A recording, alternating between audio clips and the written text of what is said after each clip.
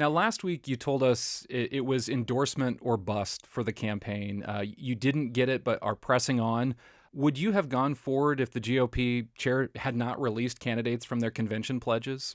I had said early on that I would abide by the endorsement, and part of that was expecting a process that was not called into question, possibly the whole convention, but absolutely on Saturday.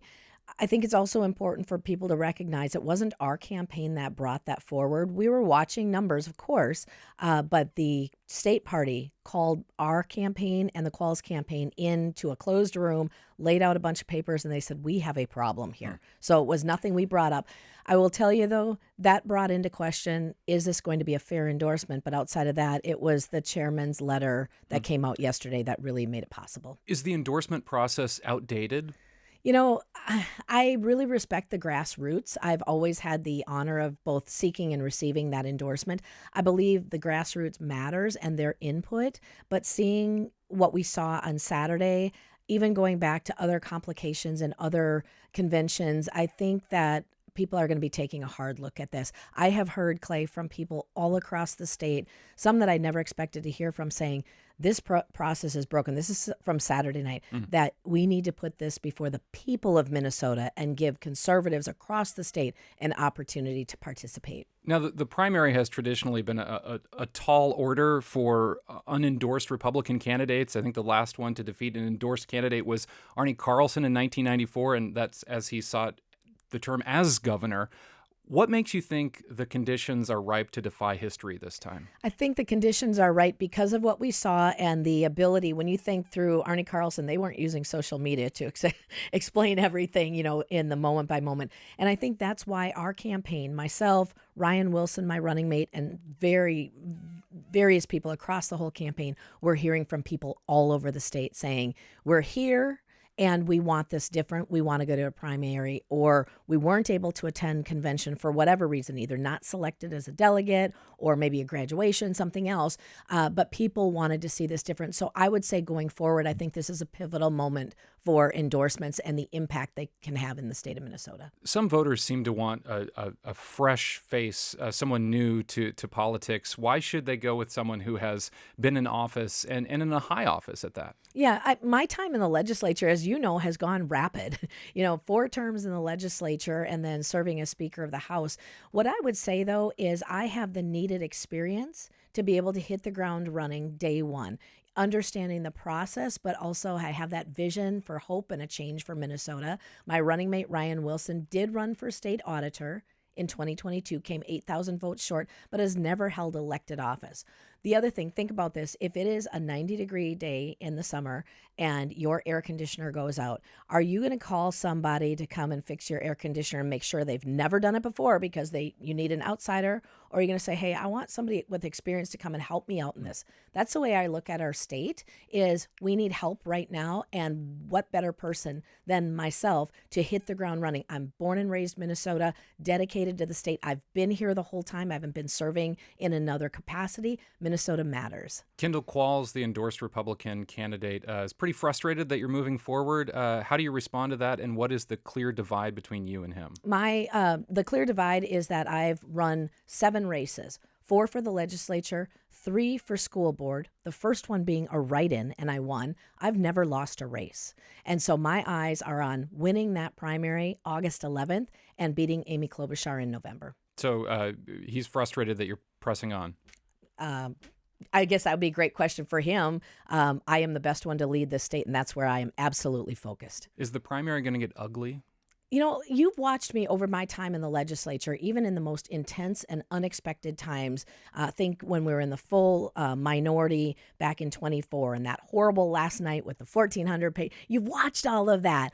And even though I can fight hard and not give up and hold on for what I know is right, to me, it doesn't have to get personal or ugly. I don't think that is anything that we need. And I've proven that even working in the tie across the aisle over the last 2 years, too. You have an outside group spending on your behalf, running ads, making you into a comic book superhero, I believe. What do you make of those ads? That is an independent expenditure. And I started hearing from people that, hey, there's ads going on. Well, our team hadn't done any ads, TV ads or anything. And so I was asking people to record it or send it to me. I didn't know. And I saw it. I think that, people are looking at just something different. Apparently, this group looked at how could we get different attention so people don't just already swipe by an ad like we a lot of times do. And I think it has gotten a lot of attention. One thing that makes me smile is, I am a hard fighter and I'm doing the right thing for Minnesota. But I have 7 grandkids, some of them young. They now know I am a superhero rather than just talking about it. All right. One other candidate who's going to the primary, Mike Lindell, the MyPillow CEO. How are you a different candidate than him? I have elected official experience. Again, the only one in the group. Clay, when we talk about the cash on hand that is needed to run these races, as Republicans, we have historically been outspent by Democrats. We know that. But I had, at the end of the reporting, the end of May, I had more cash on hand, $500,000, than all of the other candidates combined. So you take my ability to both raise money, use it wisely, and continue to do that. That's one piece. I have that elected official experience, and I've done good things for Minnesota as Speaker of the House. And so there are a number of things that I stand out. I'm a small business owner. Our family owns a little bit larger business. And so I've got the business experience. I've got the elected official experience. Born and raised Minnesota, absolutely committed to this state. And I think that makes me a standout, fresh face, and someone that really wants, that people can trust. And they know I will take us to that next level that Minnesota needs desperately. You do not have the endorsement of the Republican Party of Minnesota. They've opened it up, but you also, at this point, don't have the endorsement of the president, Donald Trump. What are you doing, or are you looking to get his endorsement in this race? I have said all along that you never know if the president is going to endorse in what race or who. I would still be open to that as far as actively seeking that. I don't know if anyone has an insight of how you do that, but I am open to it. Are there things that the president has done that you disagree with as a member of the Republican Party, and what are they? I think the things that I do agree with, and I think that's where we can focus, is he's secured our borders, and he has been the only president that has fought for peace nationwide, and he's bold enough to take steps to try to improve the conditions for Americans, and I think that's really important. Not going to tell me anything that you disagree with that the president has done? Everybody can look at something a little bit different, but I don't have anything. It's the things that I think have been really good for Minnesota or for America that I can focus on. My focus has absolutely been on Minnesota. And you ask us, are we better today than we were 8 years ago before Tim Walz came into office? I would say no. That has been 100% of where my focus is how can I get this state back on track and make us stronger and better than where we find ourselves today. What would be your first move as governor? Choosing commissioners that are going to be effective in their jobs, in the agencies, and making sure that they're held accountable, because we haven't always seen that in all of the agencies. We have commissioners that have been promoted when there is known fraud within their agency and no one has been fired. I expect the commissioners that I choose will be effective to move us forward in every one of the agencies. I also want to see government shrink because it has gone to a bloat that is unfair for Minnesotans. Is there any kind of gun safety legislation that you would sign as governor? When we look at that as safety overall, and we can put in different laws in many different things, but our problem here in Minnesota is more laws that we put into place. Criminals choose not to follow them anyway, and so we need to enforce the laws that are on the books in every way right now, and that's where my concern for safety across the state is. Republican Speaker of the House, Lisa Demuth, who is running for governor. Thank you so much for your time. Thank you very much, Clay.